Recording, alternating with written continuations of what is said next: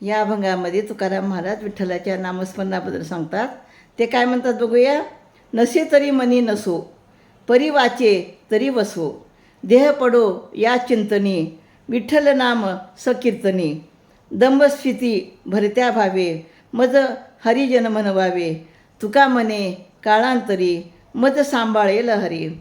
तर एखाद्या वेळी एखाद्याच्या मनात देवाविषयी प्रेम जरी नसले तरी त्याने मुखाने नाम घेण्यास सुरुवात करावी.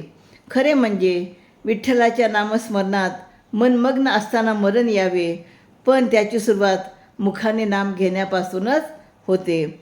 मग ते दांभिकपणाने म्हणजे आपल्याला लोकांनी हरिभक्त म्हणावे अशा ढोंगी भावनेने का होईना, पण त्यांनी देवाचं नामस्मरण करावं.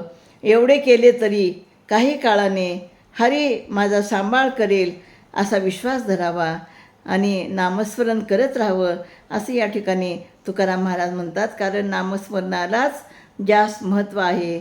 म्हणून जेवढे काही वारकरी आहेत आपला व्यवसाय करत उद्योग करत ते सतत विठ्ठलाचं नामस्मरण करत होते आणि मग विठ्ठलाचं नामस्मरण करत करत आपली सर्व कामं पण ती सांभाळत होते. त्यामुळे नामस्मरणाला खूप महत्त्व आहे असे अभंगामध्ये तुकाराम महाराजांनी सांगितलेलं आहे. रामकृष्ण.